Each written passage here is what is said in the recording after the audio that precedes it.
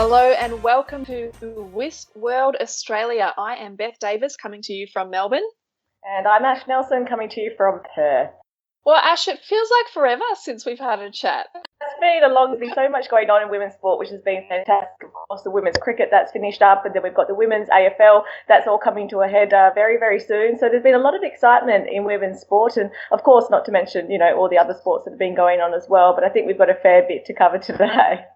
We have got a fair bit. I think it was before Christmas that we last caught up. So there has been quite a lot of news happening in the world of women's sport. And, most of it, and, I'd say 95% of it is all really positive. So we've got lots of really good things to talk about today, which is great. It seems to be a couple of months. Yeah, a couple of months where development of women's sport has really come to a head in Australia. So it's an exciting time. Plenty to talk about and a couple of great interviews as well. We do have some really fantastic interviews today, and we're going to introduce our very first guest. So we'd like to welcome to the show today Jen Lacaz. Yeah. Welcome, Jen. Hi, guys. How are you? Now, I hope I said your name right, Jen. Really good. Lacaz. Yeah, you got it right. You did well. Not many people get that one. Good. Tell us a little bit about what you're up to at the moment. Well, currently I'm at Falls Creek, which is an altitude camp that we come to. It's inland Victoria. It's actually a ski resort in the winter, but we spend a lot of time up here in the summer months training and getting some nice cushioning under our feet on the trails and a little bit of thin air to hopefully help us down at sea level. So we're up here for the month leading into nationals. And we'll head down in a few weeks for a few people getting ready for nationals and the rest of us getting ready to head overseas. Jen, how often do you go and train at Falls Creek? Is that a regular thing, a couple of times a year, or is it just once a year that you do it in the pre-season? No, we've really upped it this year just because we had so much success leading into 2016. But we usually go January no matter what. So pretty much not long after Christmas, everyone heads up and we stay till the end of January. But over the last few years, we've made sure that we were here in November. So we'll come here for the whole month of November, leading into a big race in December for a lot of our distance athletes, Zatopek. And then this year we've tried out coming in March as well, just because it's a great atmosphere for our training group. It's away from all the distraction. Tell us a little bit about, I guess, your sport. You're an athletics competitor and you do specialise over the long distance sort of races. Did you start out doing long distance or did you start out doing, sort of shorter distances and built up? What was your beginnings in the sport of athletics? Yeah, I think I was very similar to a lot of athletes these days. I started off in little athletics, which you kind of just do everything. So I obviously did all the sprinting events and then I did some longer events. But I think the longest event then was the 800 meters. But as I kind of went to school and moved up in the grades, I realized I was a lot better at the distance and I did a lot of cross country. So that was more my forte. I did cross country pretty much middle school and high school. And towards the end of high school, I moved to the track. But again, it was more like the 3K. And as I moved down, I wasn't as good. But when I went off to college in 2008, I started specializing in the steeplechase, which is my event now. I'd say that's my main event. And that kind of plays in my hand. The training for a steeplechase really makes you good at the 1500 and the 5000 because it's power, strength and endurance. And so now I just like to mix it up, and it's very hard on your body to do steeplechase all year round. So I'm lucky in the sense that I can kind of change it up a little bit when my body's feeling a bit banged up. Jen, can you give an idea to our listeners? Because steeplechase is a little bit of quite a different athletics event. Yeah. And what does it actually involve? Yeah, it is a bit different. And I didn't know about it in high school. I think I did one in my last year. And when I went over to college, I kind of learned a lot more about it. But it's a 3,000 meter race. So technically 7.5 laps of the track. But then you have barriers. There's 4 barriers, which are hurdles pretty much, but they're big wooden blocks. And then every lap you also have a water jump. So, you're stepping on the barriers and pushing off over a water pit.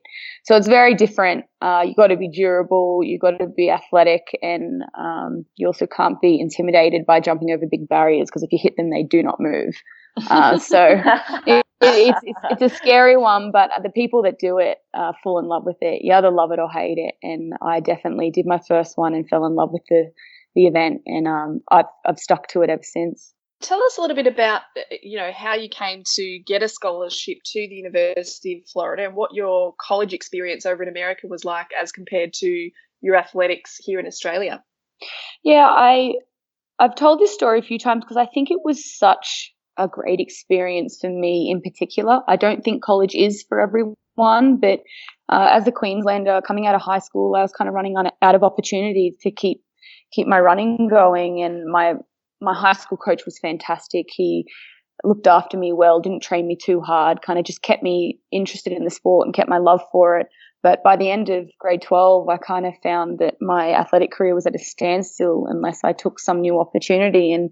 And luckily for me, I was offered scholarships from a few schools in my last year, and my parents could really see the opportunity. So they definitely were the drive behind the decision. But I kind of went over, had a look at a few schools on a recruiting trip and decided that Florida was definitely the best choice for me because it was very similar to the Queensland climate. And I thought, even though I'll be homesick, it at least will be the easiest transition going from living on the Gold Coast or living in Brisbane to living in Florida. So I was forced to take the opportunity because I was so scared of leaving home, but it just opened up so many doors for me. I went to college. I got a free education. I got a bachelor in applied physiology and kinesiology. And, they fly you around the country. You race every few weekends. You got athletic trainers. You got physios. You get massaged often. You're really looked after because they have so much money to spend on their athletes. And athletic sport, collegiate sport is so huge over there. And it just developed me as an athlete over the next 4 years. And as a person, I had to learn to grow up and make my own decisions. And by the end of my college career, it was 2012, I was very lucky. I peaked perfectly and qualified for the 2012 Olympic Games. And it kind of just stemmed from there, everything else. Well, that's a good little segue. So let's move on to the London Olympics, which you mentioned was your first Olympic Games. You competed and broke your own personal record but was knocked out in your heat. And so you would have been watching from the stand when the Russian Yulia Zarapova, she won the gold medal in the steeplechase. But how upsetting was that for you when you saw that she was actually done for doping in 2013? That would have been a pretty bitter pill to swallow. Yeah, it was difficult. I'd say in 2012, though, I was so naive. It was my first year on the professional circuit. I kind of was just in awe of everyone, and I definitely was naive to the fact that there are a lot of cheats out there, and especially today with the whole Russian Federation being banned from the sport. I watched in 2012 in awe in the sense that I just thought everyone out there had just trained and worked harder than me and were better athletes. So I wouldn't say that in 2012, it was hard to watch. It was when I started over the next few years working out that there are so many cheats in the sport. And when she was stripped of her medal, I didn't feel sorry for myself. I felt sorry for the girls that didn't progress in their heat because they were beaten by her, or, the girl that got fourth and didn't end up being presented with a bronze when she deserved a medal at the Olympics in 2012.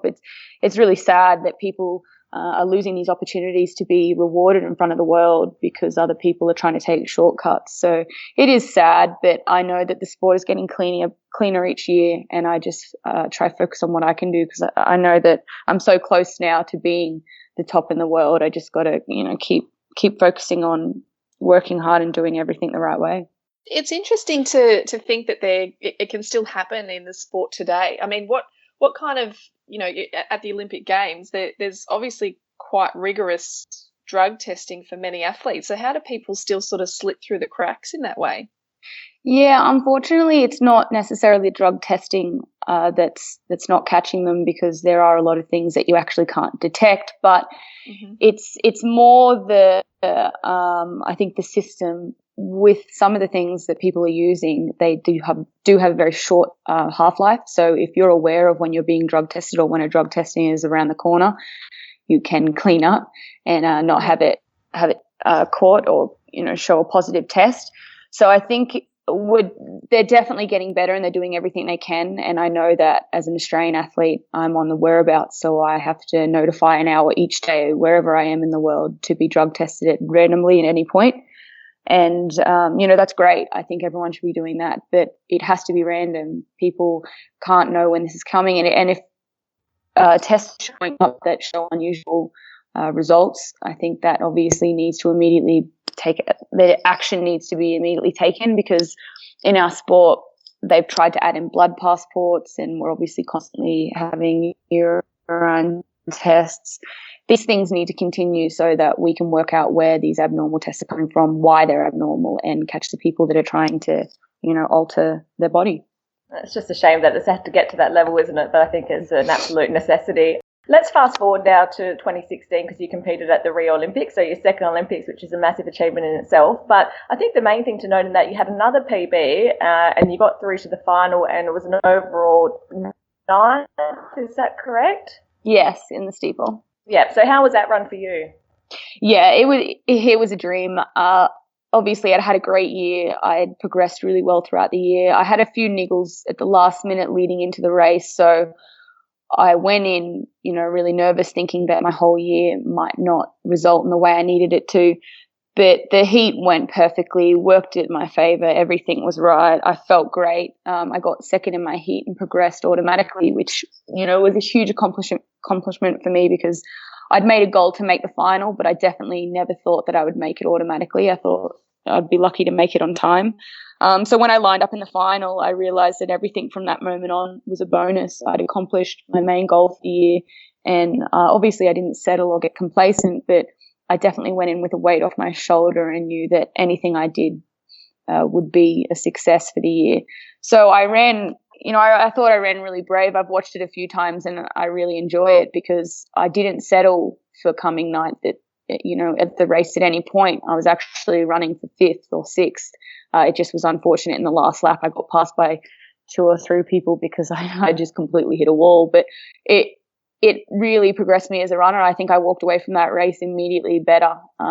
I obviously, wish that I could hold it together in the last lap, but it just shows what I've got to focus on to be better. And I know that I'm a sniff away from being in the top 5 in the world. And that race was just, a dream come true, and it made me learn a lot about myself and about the event. And it's just really exciting for the future.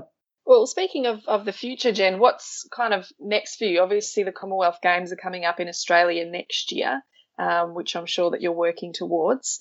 And athletics is obviously quite, there's events all throughout the world through the year. So what are you, doing your training for in Falls Creek at the moment? What's your next event that you have coming up? Yeah, Commonwealth Games is definitely a huge goal that we keep on our radar. I think it's going to be very big for any Australian athlete in 2018, but there's a major championship every year, and so we have world champs this year, which is huge, and it's in London, which is better for us because we do spend a lot of time in London. It's almost like our second home, so it will feel like a home games for us.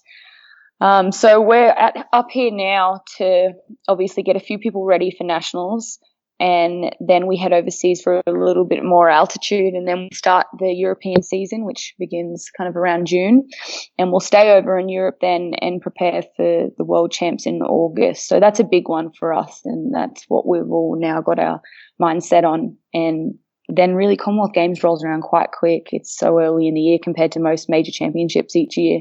So we won't really have much of a break after London in August. We might have some downtime, but probably end up being straight back up Falls Creek when we get home and lead into April. Before we finish up, Jen, I want to go back a little bit. We're talking about the future, but I want to touch on the Nitro Athletics, which were recently held. Of course, we all saw it featuring Usain Bolt, but it looked like an amazing event, and you were selected alongside your partner, Ryan Gregson, to captain the side. How was that for you?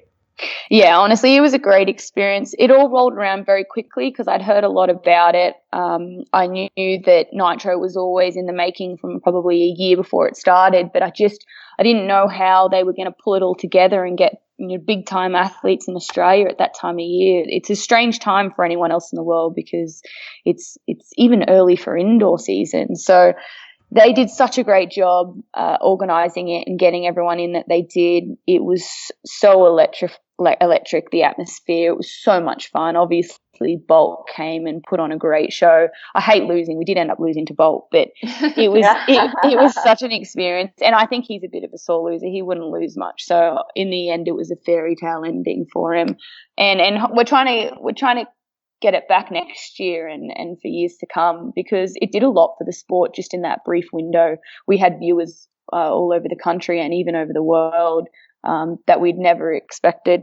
And so I think for athletics to grow, we do need to make it entertaining, and we do have to drift a little bit off the traditional track meet to get people really involved. And from what I saw, I think we did a great job, and it's got us some more fans, I think.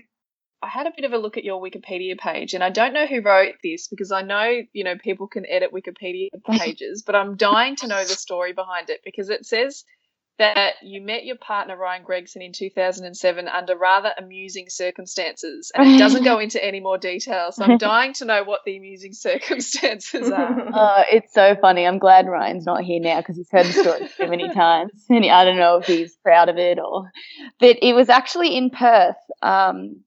Growing up, like I said, I did a lot of cross country, and Ryan was a little prodigy of distance athletics back then as well. And we had national cross country in Perth, and I kind of went over there. I think I came third, maybe even second, but I was happy. I was kind of just sitting down with my friends, content with my race. But Ryan had just blitzed his race. I think he might have even been the age group below, but he'd won by a significant margin.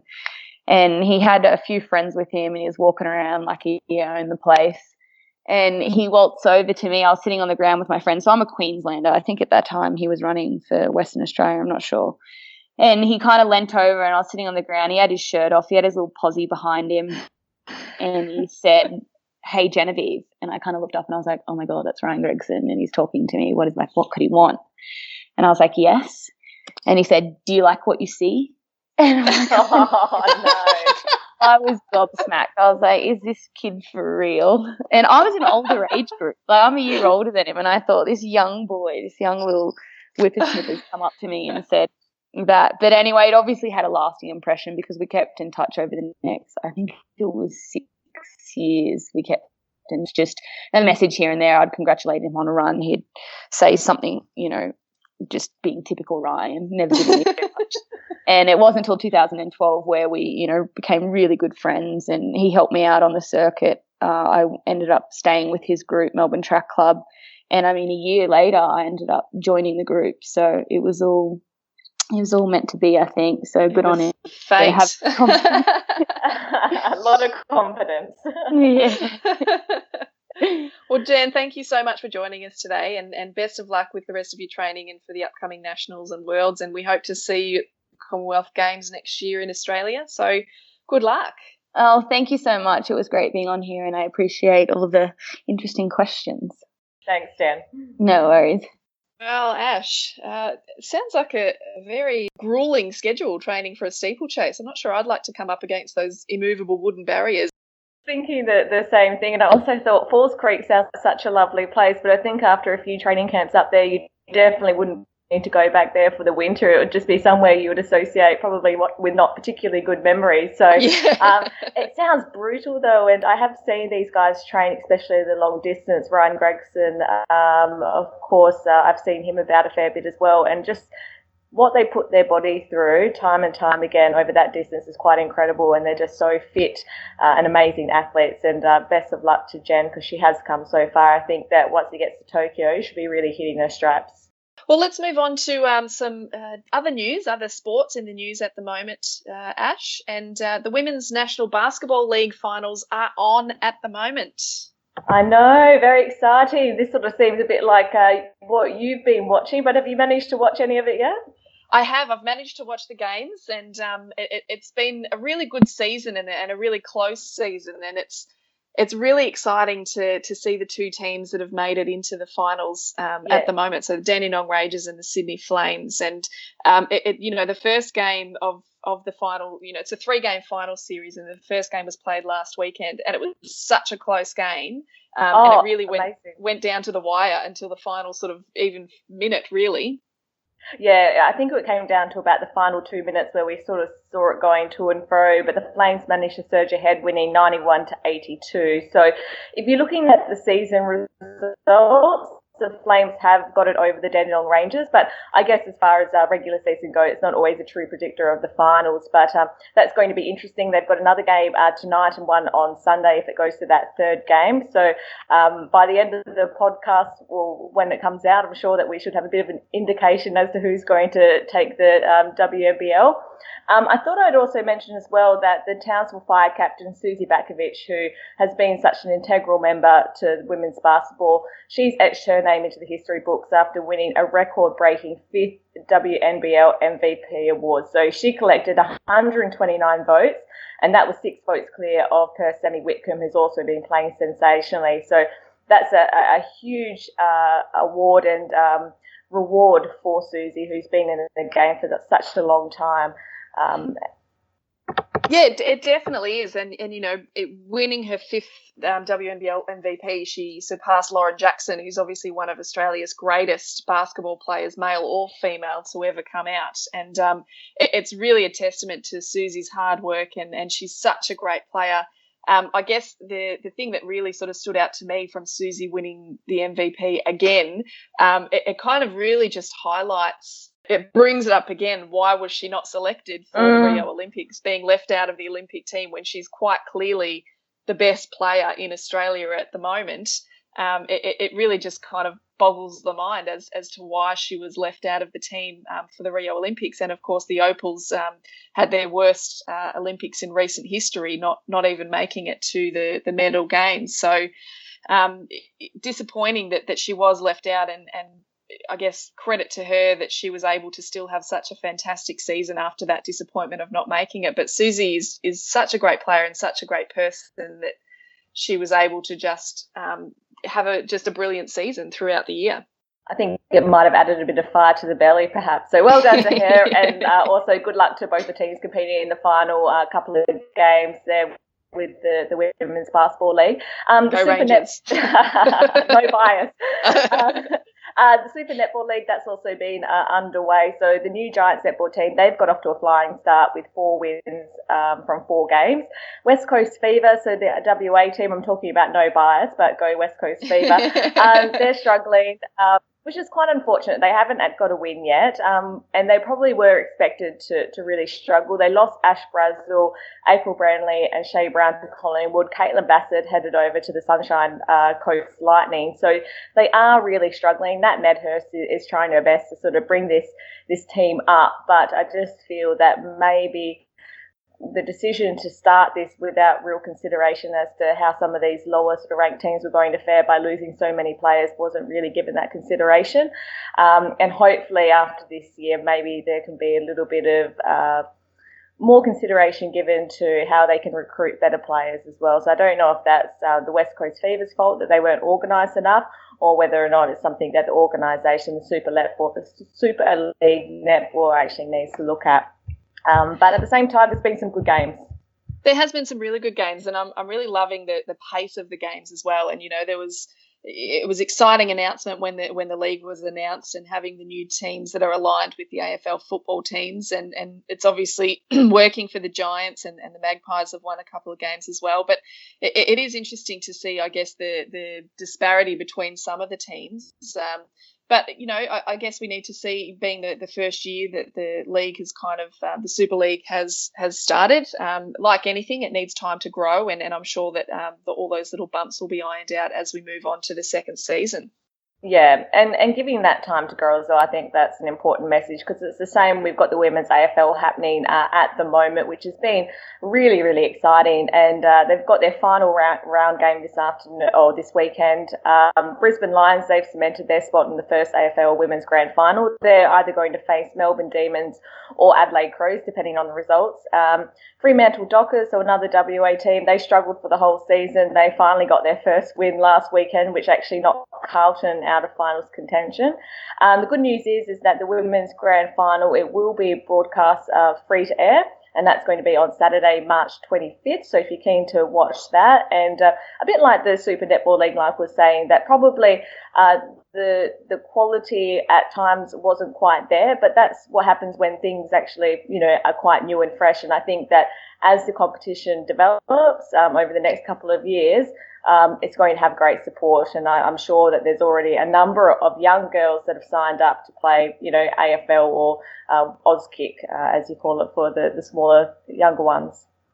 Yeah, absolutely. And I think the most exciting thing about the AFL Women's League is the support that it has had, not just from a media perspective, but from people actually going to watch the games. The very first round of the games, they sold out the stadiums that they were playing in, which is really great to see that, there was all this talk about, nobody wants to watch women's footy, but the crowds have proved that people do want to watch it and people are interested in it. And it's so fantastic to see that the publicity that it's had and the media support that it's had has really driven these crowds to the games.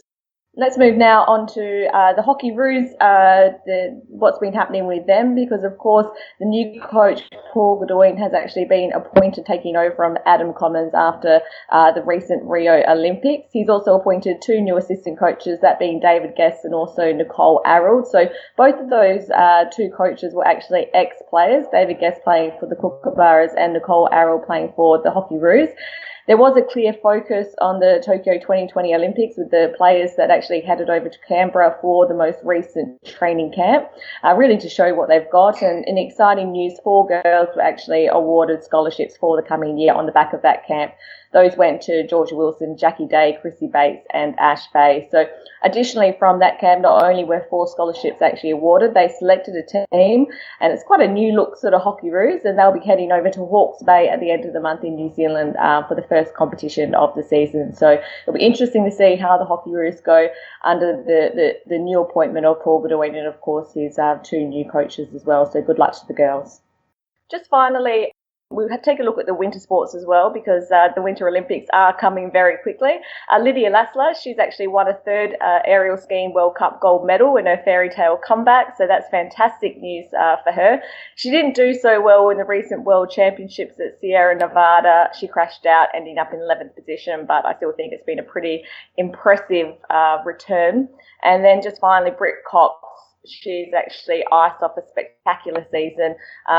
She won a world championship in mogul skiing over in Spain, so well done to her. She's got quite an amazing story, really. She actually hadn't won an individual event until this season, but she's dominated the circuit with 7 wins from 8 events, so she's looking good for the Winter Olympics as well.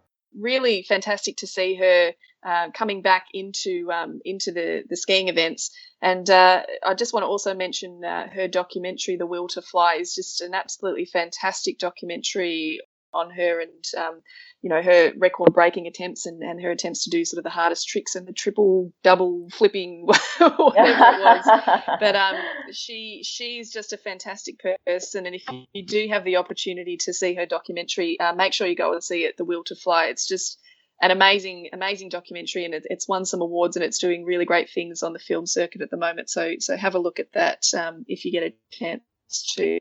And Beth, just with the Matildas, so heading over to football or soccer, as some people like to call it and others don't, the Matildas, they finished 4th in the Algarve Cup at Portugal. So they lost the bronze medal match in the playoff to Denmark in a penalty shootout. The teams are actually deadlocked at 1-1 after 90 minutes. Australian striker Kaya Simmons, her first half goal was cancelled out about 10 minutes from full time. So that actually completed a fairly up and down tournament for the world number 6 Australia.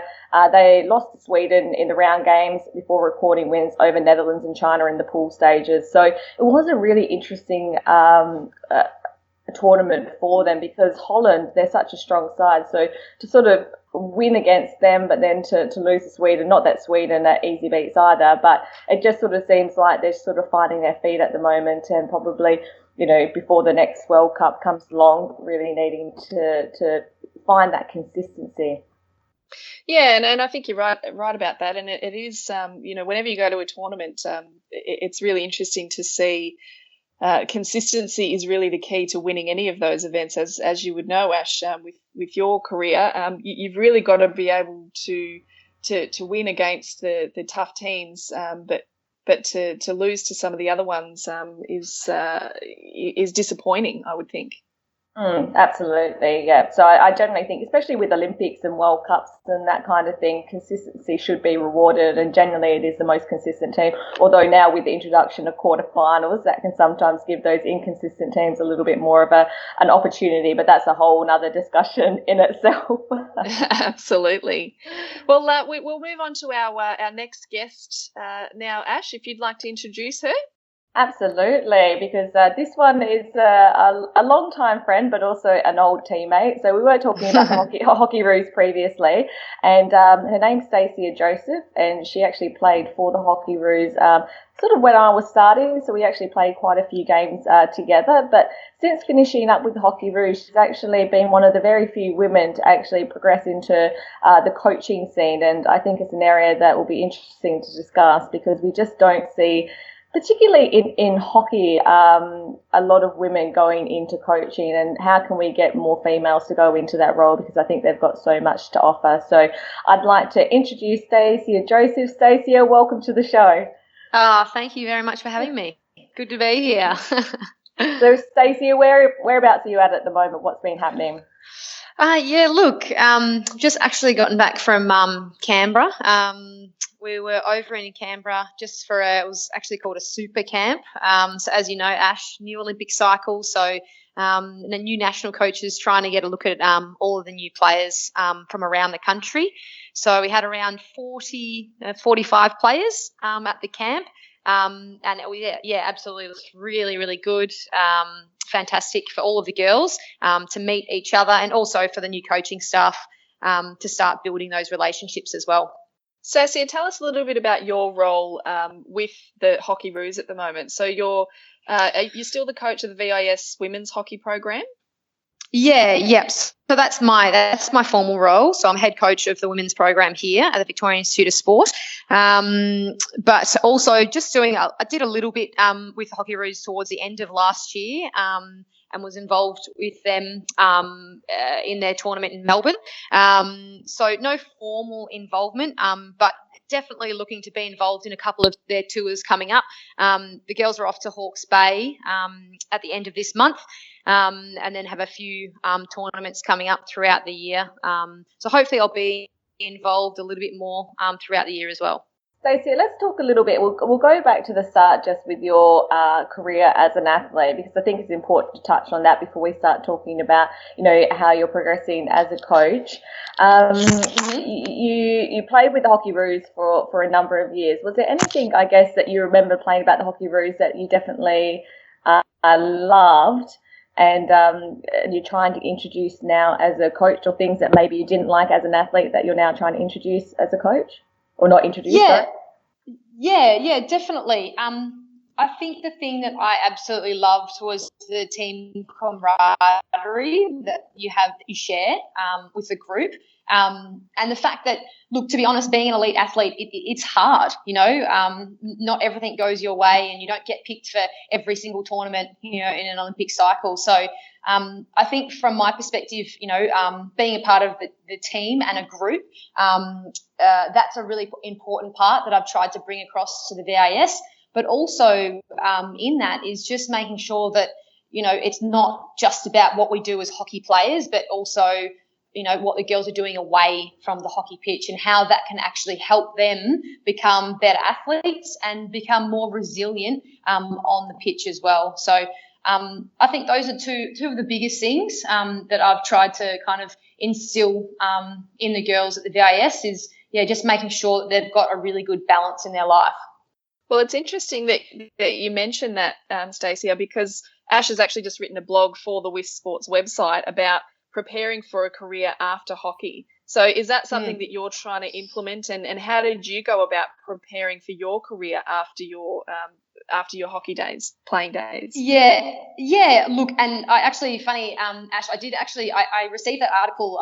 I'm not actually on social media at the moment, but I actually received that article from a netball athlete that I'm quite friendly with, who plays for Melbourne Vixens. So I mean, that was a fantastic article, I must admit, and it's definitely done the rounds down here in Melbourne amongst all of the female athletes that I deal with, not just from hockey, but from other sports as well. It was a fantastic article. And yeah, absolutely. I'm really passionate about that, because I think it's not just about, your life after sport, but I also think that it can help athletes whilst they're also competing as well. And I think having that balance, like I said, not everything goes to plan, and you're not going to get picked in every single team. And I think it's so important to have something away from the pitch or away from your sport that you can go to that helps build your confidence and your belief in yourself. So it's not just about me as a hockey player, but me as a person. And I think there's so many skills that you can learn in that, whether it's at university or with work. Just gaining that individual growth as a person can actually help you on the pitch as well. So definitely passionate about that. Stack, I'm glad that the article's been doing the rounds. It's actually good to hear that not only the athletes are reading it, but also the coaches. So that's a tick in my box. But I want to talk about the history of female coaches at the VIS, because you actually took over the role of Katie Allen, who was probably really one of the first female coaches on the Australian scene as well. There have been a few, but I think that Katie Allen probably was around the longest as far as being the head of an institute. I'm not sure why. And Katie definitely, she was fantastic. And I think from my perspective, being Victorian, it was really good to have that female presence. Because as you know, being in the national program, we've always had a male. It's been a male-dominated kind of role, and even the assistant coaches have been quite male-dominated. So, look, I'm not 100% sure why that is. I think potentially starting families and having to take time off. Potentially that's the reason why. You get to a certain age, and once you finish your hockey career, and then you kind of move into a family, and maybe that's a part of it. But from my perspective, the Victorian Institute of Sport and Hockey Australia have been extremely supportive of me in this role. And I'm quite young to be in the role, but they've given me an extreme amount of support. I can't speak highly enough of the organisation of Hockey Australia and the Victorian Institute of Sport as well. So really feel really lucky to be in the role. And where I sit on my desk, I have the Vixens coach, Simone McGuinness, and I've also had some really fantastic chats with Lisa Alexander from the Diamonds netball team, the Australian women's netball team as well, and gained a lot from those two as well. So it's been really good so far. Earlier we talked about the new coach of the Hockeyroos taking over. Is that a position that you aspire to, being coach of the VIS now? Do you kind of have goals to get to being a head coach of the national squad? Yeah, look, I probably hadn't thought about it too much, over the last maybe 12 months. But to be completely honest, since starting this role, at the end of last year, and having just come home from Canberra, absolutely, I would love to be the first female coach of the Hockeyroos. That's definitely a long way down the road, and I've got a lot to learn and a lot of water to go under the bridge yet. But yeah, absolutely. I would love to get to the next level in my coaching. And as I said, there's never been a female coach of the Hockeyroos or Kookaburras. So I'd love to be the first female. Absolutely. Stacey, when you went to the camp over in Canberra, you were, of course, selecting for a couple of scholarships to be given out for the year ahead. When you're actually selecting as a coach, what are you looking for? Are you looking for raw skill, or are you looking for effort, or there's probably a number of different factors, but on your list, what really makes the player stand out? Yeah, look, I think there's a number of different things, and it definitely depends. It depends on the coach and what he's looking for in the coaching staff. And Paul Godoyne, David Guest and Nicole Arrold were very clear when we first arrived as to the direction of the program that they want to move in, and the kind of athletes that they're looking for. So I think they were looking for players that were adaptable. They could play across different lines. They want a certain amount of unpredictability about the style that the Hockeyroos are going to play over the next 4 years. Obviously, you have to be, quite skillful and, an intelligent player. But most of all, I think the overriding factor that I got from the camp and of the 4 players that were selected is very team orientated type of players as well, very united. So I think all of those things kind of put together, I think they've done really well. And the 4 girls that have been added to the squad, I'm really happy with those 4 selections, and those girls have definitely will go a long way, I think, and add a lot of value to the current playing group. Stacey, just finally, before we sort of wrap up, in your opinion, what can we actually do to encourage young females to go into coaching? So they don't even need to be an athlete, but even athletes going into coaching, or just young people aspiring to go into coaching, particularly females. Is there anything that we can do to make it easier for them? Yeah, look, I'm not 100% sure. I think from my perspective, it was always just seeing women in the role, and having women around. So I think, from me, it's always just been, and I feel like at the moment, just being in the role that I'm in, and getting out to clubs and talking to young females and saying, hey, this is a career opportunity for you, an option if you wanted to go into this role. I think for so long and historically we've seen so many males involved in coaching, and I think now we're kind of breaking the mold of, females can also, be in this space as well and be successful in this space. So I think that's probably, that's how I see it. And from myself, just making sure that, I don't let anything stand in my way. Like I'm quite passionate about it. And as long as I'm, kind of feel like I'm leading by example in that way, then hopefully I can inspire another generation of coaches to follow suit.